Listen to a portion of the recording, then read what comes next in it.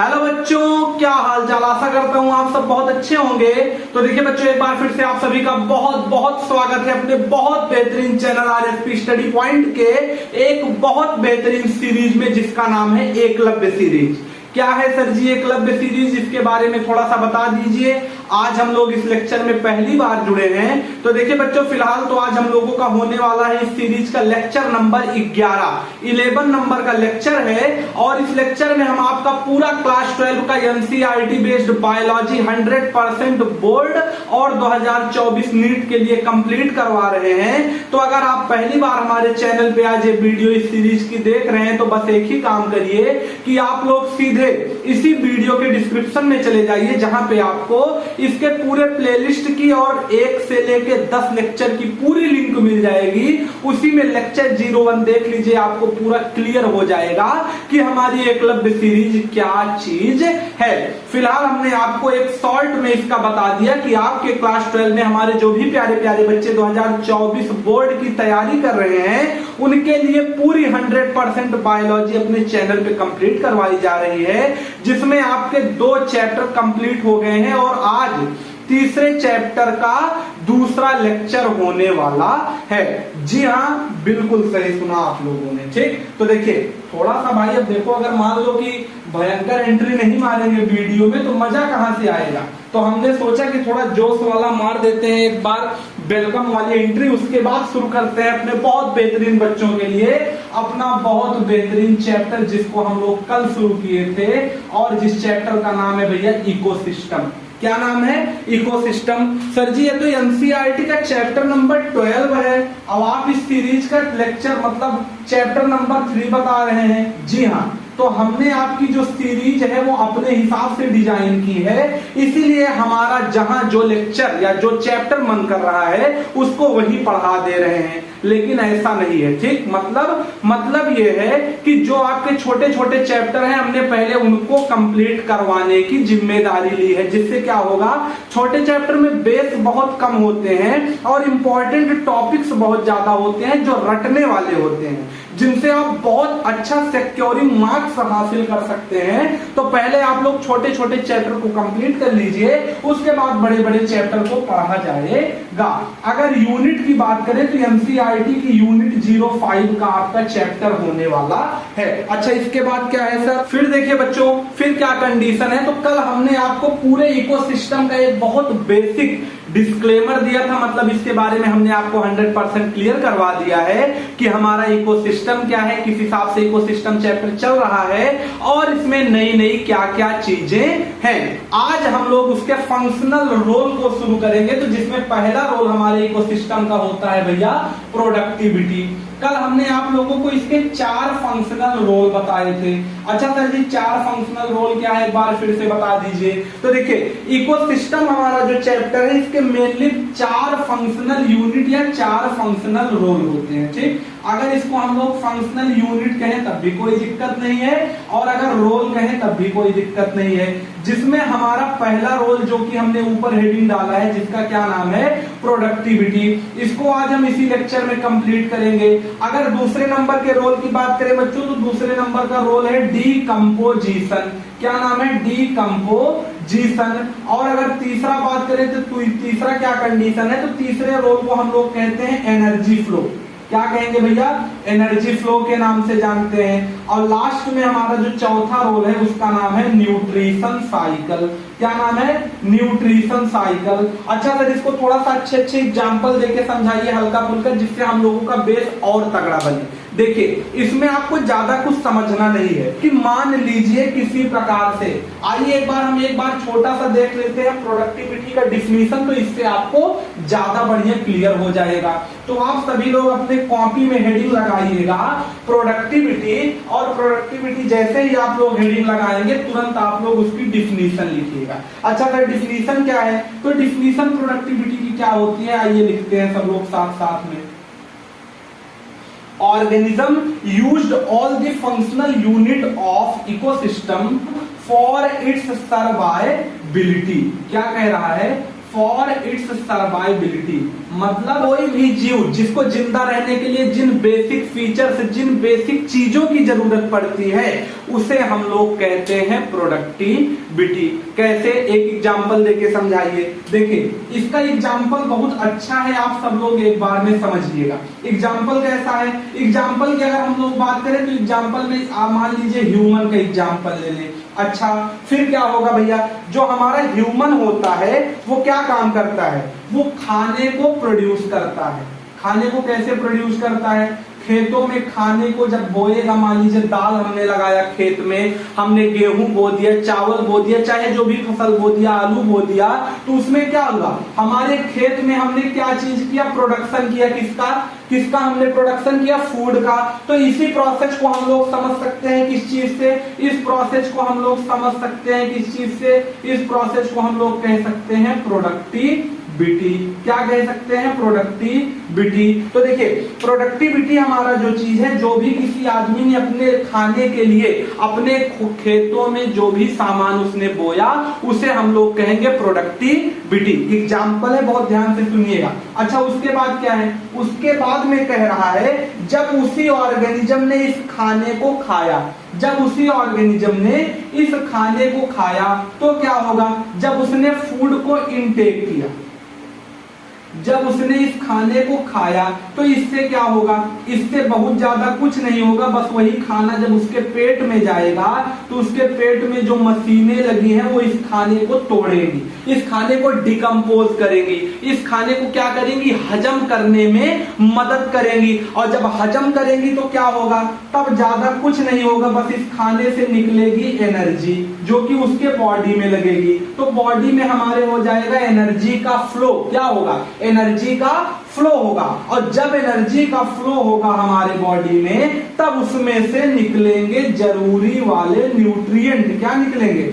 जरूरी वाले न्यूट्रिएंट, जिसे हम लोग कहेंगे न्यूट्रिशनल साइकिल। क्या कहेंगे? न्यूट्रिशनल साइकिल, जो हमारे बॉडी में चलेगी और हमारे जिस अंग को जिस न्यूट्रिशन की जरूरत है उस अंग को वही न्यूट्रिशन देगी जिससे हम लोग अच्छे तरीके से सरवाइव कर सके।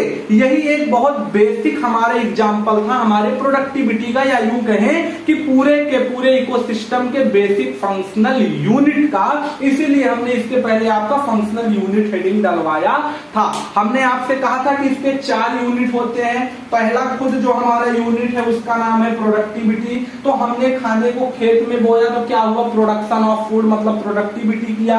अब उस खाने को हम लोग खाएंगे, पेट में जाएगा, हजम होगा तो उसका होगा डिकम्पोजिशन। ठीक, क्या होगा? डिकम्पोजिशन। जब वही खाना हजम हो जाएगा तो क्या होगा? तब वो हमारा खाना हमारे बॉडी में लगेगा, जिससे क्या होगा? जो जरूरी एनर्जी है वो निकल जाएंगी और हमारे बॉडी को अच्छा बनाने में मदद करेंगी, एनर्जी अपना काम करेंगी। और एनर्जी में छुपे होते हैं बहुत सारे न्यूट्रिएंट। तो ये पहला हुआ इसका यूनिट, ये दूसरा यूनिट हो गया, ये तीसरा यूनिट हो गया, ये चौथा यूनिट हो गया। इस एग्जाम्पल की पूरी जिम्मेदारी मेरे ऊपर है। क्यों? क्योंकि एनसीईआरटी में ऐसा नहीं दिया गया है। इसको मैं अपने तरीके से आपको समझा रहा हूं ताकि आपको जिंदगी भर फंक्शनल यूनिट याद रहे। आप लोग इतना लिख लीजिए, इसको हम इरेज करके इसके बाद इसके अगले टॉपिक मतलब प्रोडक्टिविटी को पूरी तरीके से शुरू करके जल्दी से खत्म करते हैं। Rate of synthesis of organic matter, rate of synthesis of organic matter. अच्छा सर, किस लिए?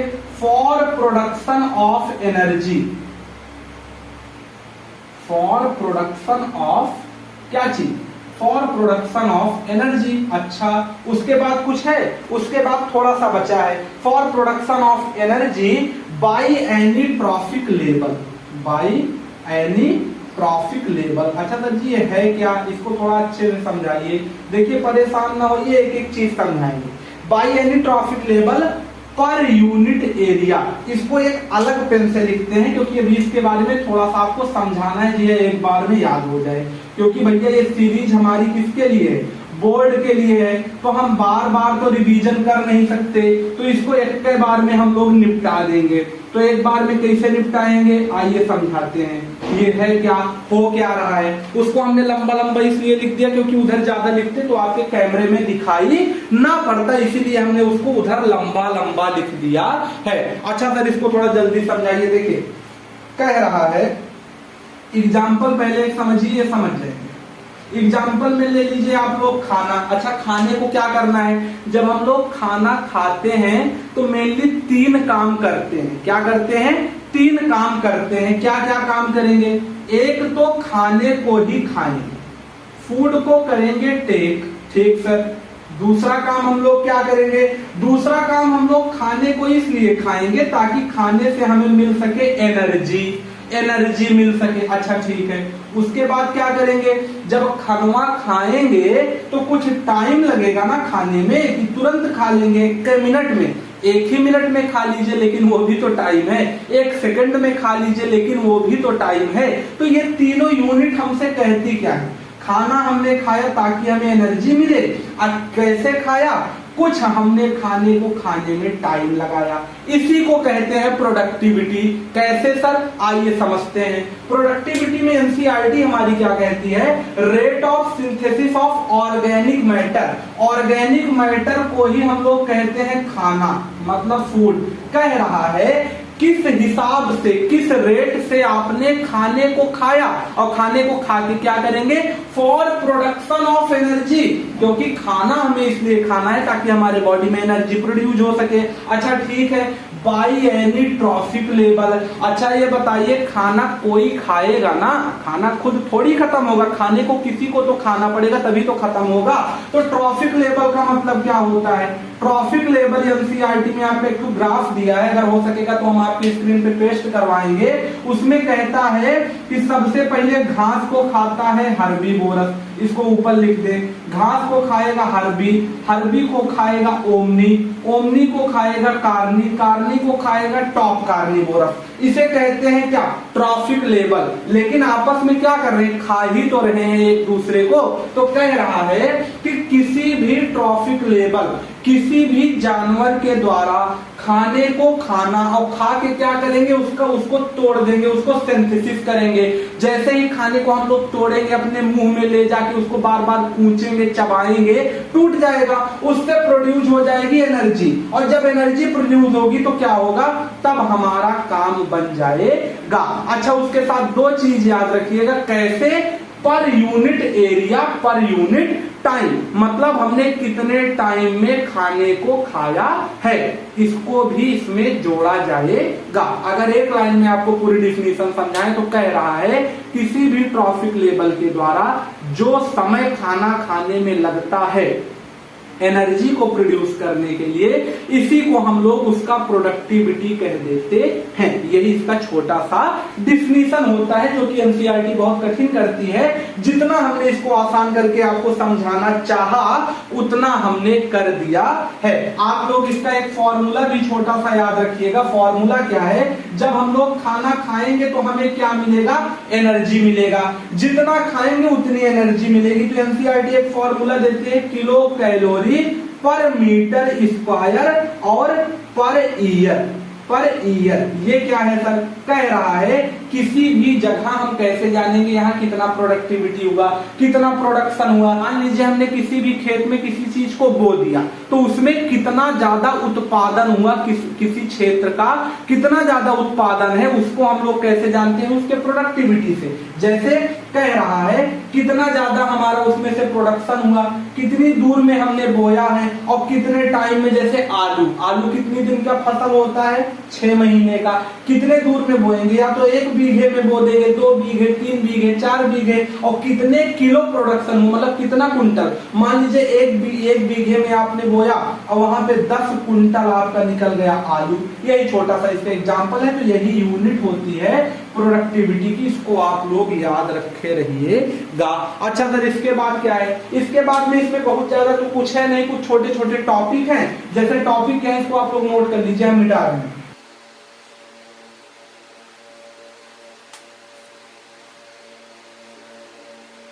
फिर देखिए बच्चों, इसके बाद इसमें मेनली कुछ है नहीं। प्रोडक्टिविटी के 2 पार्ट होते हैं।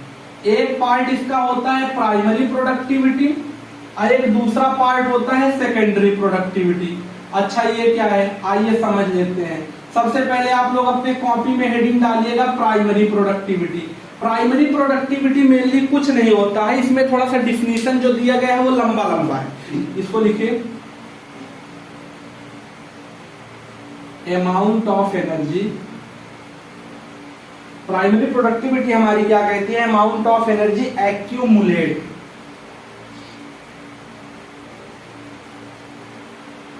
amount of energy accumulate in green plants,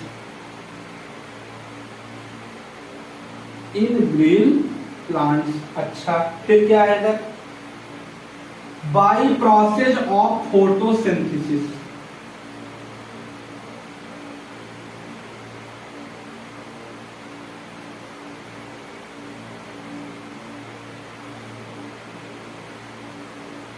फिर वही लिख दीजिएगा एक छोटा सा, क्या लिखेंगे फिर उसके बाद लिख दीजिएगा पर यूनिट एरिया और पर यूनिट टाइम। इसको याद रखे रहिएगा। इस चैप्टर में जब भी डिफिनीशन लिखे इन दोनों को बाद में लिख दीजिएगा, per unit area per unit time. कह क्या रहा है प्राइमरी प्रोडक्टिविटी का मतलब, प्राइमरी प्रोडक्टिविटी का मतलब कहता है कि जितनी भी एनर्जी एक पेड़ के अंदर मौजूद हो उसे हम लोग कहते हैं उस पेड़ की प्राइमरी प्रोडक्टिविटी। कितनी एनर्जी किस पेड़ में मौजूद है वही उसकी प्राइमरी प्रोडक्टिविटी कहलाती है। अच्छा कैसे सर, कैसे एनर्जी बनाएगा पेड़, जैसे हम लोग खाना खा के एनर्जी बनाते हैं वैसे वो फोटोसिंथेसिस करके एनर्जी बना लेता है। बस यही छोटी सी बात है। इसकी डिफिनीशन कहती है कि amount of energy accumulate in green plant by process of photosynthesis per unit area per unit time. यही इसका छोटा सा डिफिनीशन होता है। अच्छा फिर क्या है, इसके बाद भी कुछ है इसमें, जी हाँ, इसके बाद इसके भी दो टाइप होते हैं, इसके खुद के दो टाइप हैं। एक टाइप इसका क्या, अगर इसको ऐसे लिख लें, मान लीजिए इसको ऐसे कर लें तो इसके दो टाइप हैं। एक टाइप इसका होता है जीपीपी और एक टाइप इसका होता है एनपीपी।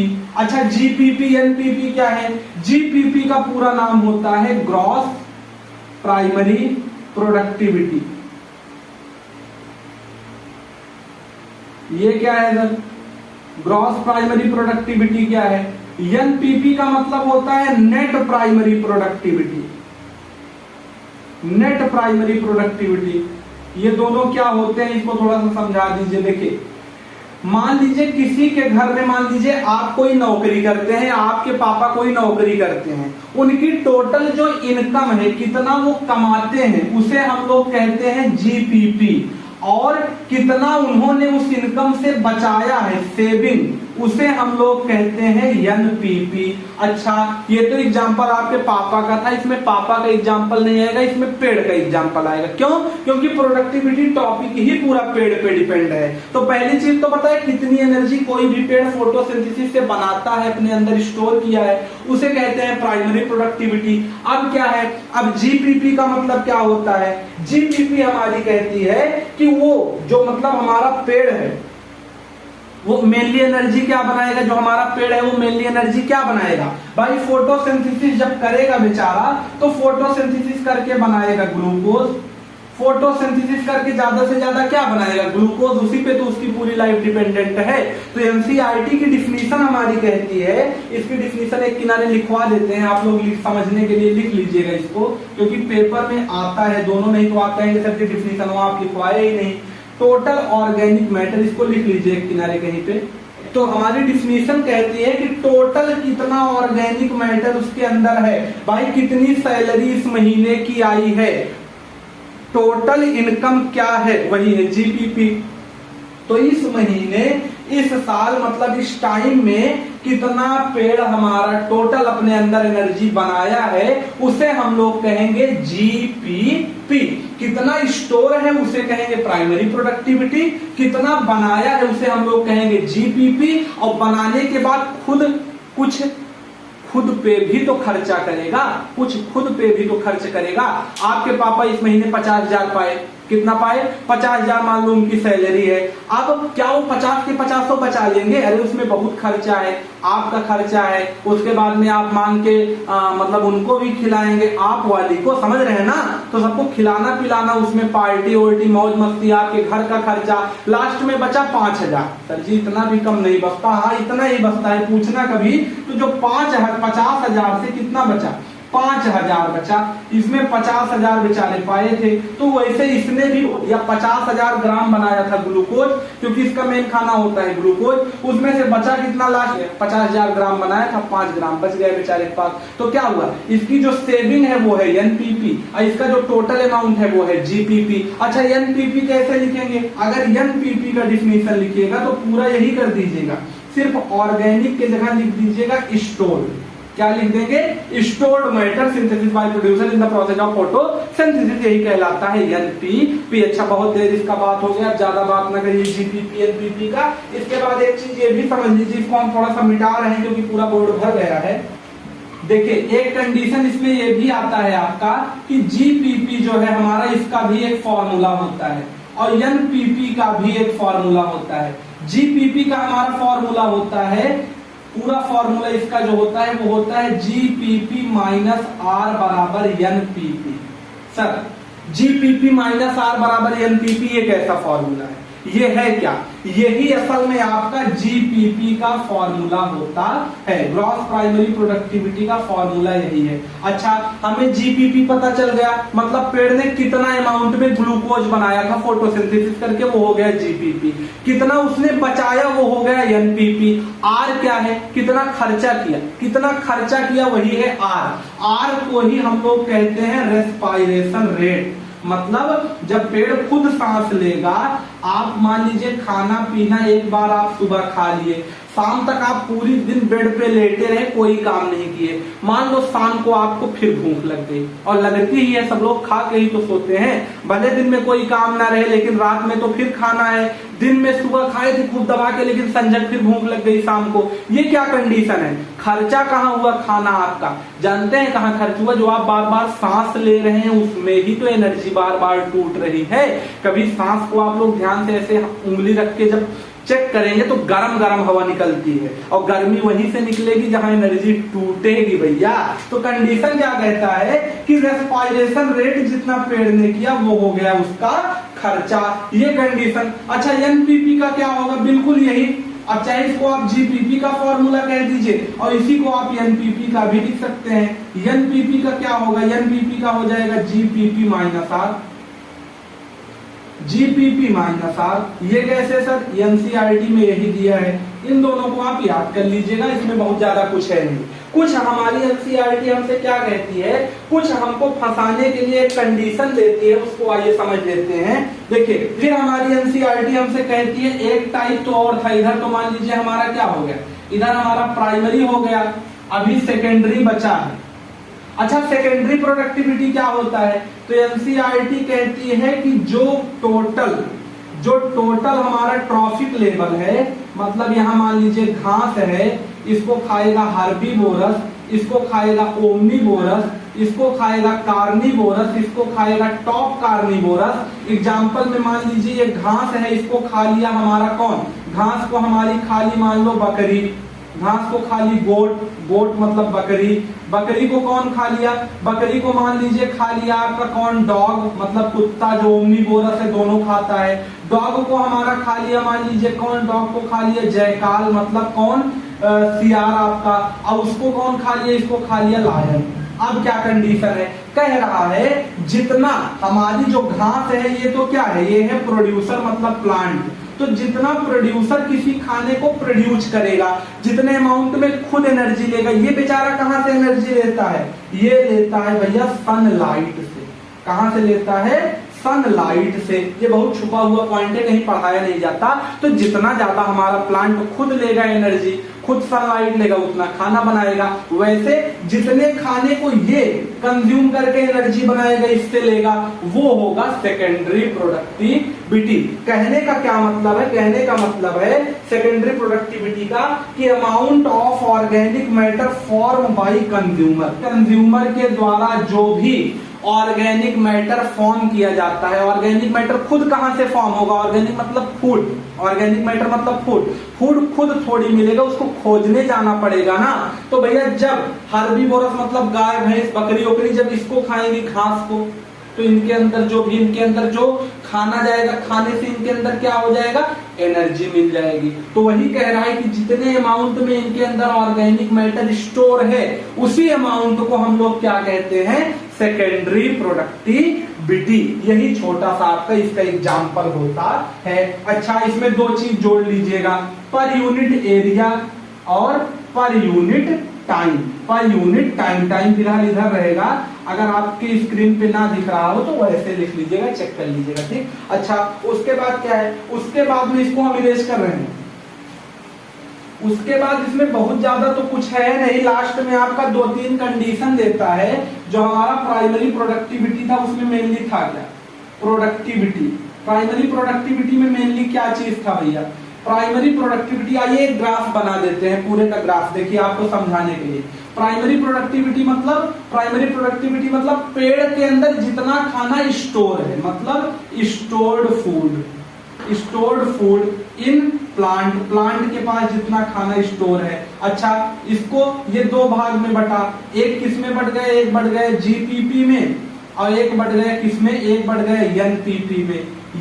जीपीपी मतलब जितना प्लांट के अंदर जो खाना स्टोर है उसमें उसके अंदर कितना ग्लूकोज है, जो उसका मेन खाना है वो कितने टोटल अमाउंट में है, वो है जीपीपी। अच्छा, कितना उसने पूरा जो खर्च किया इसी ग्लूकोज को कुछ खर्च करेगा, उसे हम लोग कहेंगे रिस्पायरेशन रेट। खर्च करने के बाद जो भी अमाउंट बची है वो हो गई एनपीपी। अच्छा, फिर क्या है? उसके बाद कहता है जीपीपी एनपीपी में कुछ संबंध क्या है? संबंध ये है कि पहला पॉइंट आप लोग समझिएगा, जीपीपी बराबर एनपीपी कभी हो सकता है? आप लोग बताइए, जीपीपी बराबर एनपीपी कभी हो सकता है? नहीं हो सकता, नेवर पॉसिबल। क्यों?